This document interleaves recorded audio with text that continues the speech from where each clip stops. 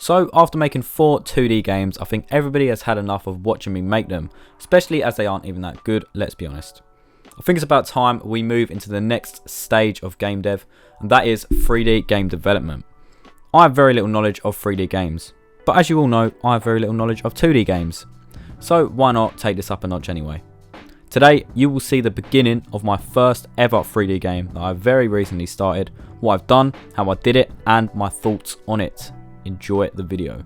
Also, if you enjoy this week's video, make sure to subscribe so we can push for 500 subscribers.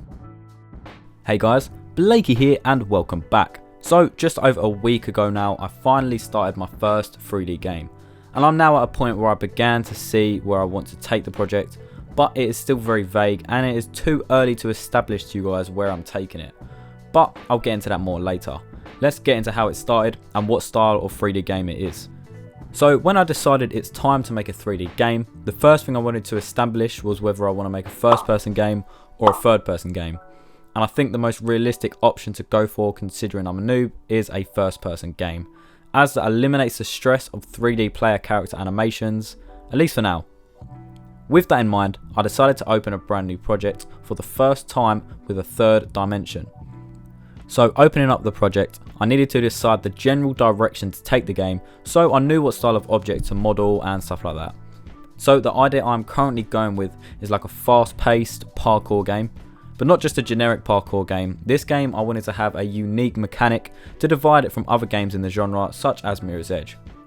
But before we get too deep into a twisted mess of code that I don't understand, I needed to just slap a floor into the world and then proceed to get ourselves a player that can move and jump. So I just grabbed a cylinder and yeeted that boy into the scene. This poor guy was going to be my test dummy. I was probably going to get thrown off this map many times. I grabbed the camera and moved it basically inside the cylinder, simulating that first person style game.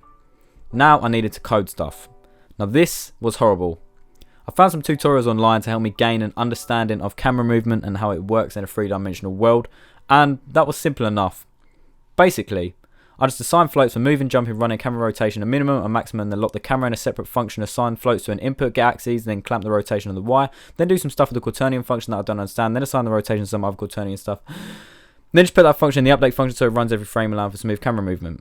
Then we actually had a lovely system in which we have a very flexible camera that we can smooth however much we want. Next, the goal was to get this cylinder moving nice and easily, as well as be able to jump, and not infinitely. Stuff we are all familiar with that I've done many times. The player movement, however, I haven't done in 3D, so it was time to whip out another tutorial. It took a bit of time, but we got there. All we had to do with the player's code to make him move was make a new function purely for the movement, and inside that function assign our previously made variables to various camera stuff, then set our rigid body velocity to a float, multiply that out, get axes along the x, multiply that by speed, plus another float multiplied by get axes again, multiplied by speed, multiplied by vector up, multiplied by our rigid body velocity along the y axis. That was all on one line, by the way. Jesus Christ. Finally, we had to assign our rigid body velocity again, but this time to a vector 3 that got its magnitude clamp, which is assigned to the rigid body velocity and the max speed. Yeah. Can I just say, I did not speed that up or anything. That was me just reading fast. I'm actually quite proud of myself, to be fair. Why did I do that to myself? Anyway, all of a sudden, we had a cylinder that moves and jumps and has a camera that works very well. Everything was going very well. Some would say even a little too well. I suddenly encountered a huge issue with these scripts combined, which basically involve objects stuttering when the player is moving and rotating the camera at the same time. I tried many things to fix this and not much was working. I tried changing update functions, loads of other stuff, and nothing. So I started hunting for different methods of camera movement and finally resorted to using the YouTuber Danny's FPS code, but hugely tweaked for my game, because I didn't just want to copy it, literally an actual copy and paste, because that's like my worst thing ever. I would hate to do that. I removed the crouch and slide parts and altered most of the variables I left in. I didn't want to do that, but for now it's what I had to do. So finally, I at least had a working movement system. This took way longer than I wanted it to, but here we are. I then increased the camera field of view to simulate the feeling of speed and going very fast even while not actually moving. Anyway, back to everything being normal, but the game just looked bland. That's better. A nice skybox can fix everything, to be fair. This one is just temporary. I'm going to make my own one, even though I don't know how, but we'll find a tutorial for that. We'll basically cross that bridge when we come to it, when it comes down to decide more on the art style. But for now, this makes it look a bit more presentable and less like the work of a toddler. Everything was coming together, and now was the time to think of a mechanic to define my game, but at the same time, my dumbass can actually do. So I started thinking of this mechanic where the player sort of gets launched in the air backwards from where the player is facing. And this could be used to get around gaps that aren't available to a normal jump or go around corners, stuff like that. I also thought this type of mechanic wouldn't be hard to develop for an early prototype. I thought it's worth giving it a shot and see how it feels to play. So I got to work on the mechanic, and it took a few different methods, but overall it was pretty easy to add to the game. I may explain it relatively simply as to not confuse you or myself, and I won't say it all in one breath this time. So basically I'll just get the input for a key of my choice and then just, you thought, no, I'm not doing that again, it's actually quite tiring for me. What actually happens in simple terms is we just use the function addForce, which basically propels the given object in a certain direction. The direction chosen is the opposite of wherever the player is facing. It seems a bit confusing to say out loud, but the code is just one line and it is very simple. At the moment, you can just spam it infinitely, which is obviously not what we want, but we can implement that later. For now, I don't need to worry about finishing anything, as this is of course just a prototype for now.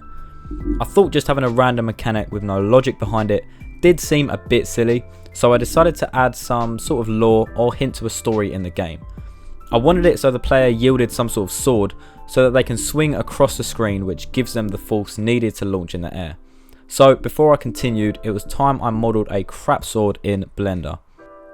Looking back now, it doesn't fit the type of game I want at all, so the model is definitely going to change, but while sorting out the mechanics and stuff, it works. Anyway, it came out like a rusty, ancient style sword, which is low poly by the way, which I could then drag into Unity and start working on. So for now, it's just paired to the camera, ensuring that wherever the player looks, the sword will follow and it won't stay on the X-axis or the Y-axis or anything like that. Next was to make a swinging animation for the sword. Now, I could have done this in Blender, but as it's only a quick prototype, I just made one in Unity. An actual fetus could have made a better animation, but I promise you this is temporary. I just wanted to see if I could get on working.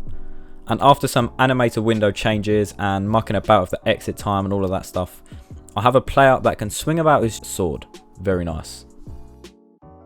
Don't take that sentence out of context. So now the player had an ability to move, jump, rotate, turn around, look up and down, swing his sword and propel himself in the air. A pretty simple set of movement mechanics, but I'm glad we got there in the end. There was one more thing I wanted to add before I called it a day for now on the project, and that one thing is a pixel shader. What this basically does is simulates a low resolution art style but on high resolutions, so everything is divided into pixels, and you know what, I can't even explain it. Basically, I followed a tutorial online who helped me make it, as I don't have a damn clue about anything when it comes to making shaders. So I just yoinked his code and boom, after some changes and tweaking, I actually had a really cool pixel art shader. Now, I know what you're thinking, this still looks ugly as fuck. I know, but that is all going to change in the future, I hope. I have some cool plans for this game, and there is so many places I want to take it, and hopefully you guys will enjoy it just as much as I do. If you see something that looks very wrong or something you want to see me add, please let me know in the comments, because let's be fair, I've probably done something wrong here. At the end of the day, I want to make games that you lot enjoy, so it is your input that will take priority during development. Guys, that concludes today's video. I hope you did enjoy. If you did, make sure to subscribe if you haven't already. Lads, I will thank you all very much for watching, and I will see you all in the next video. Bye.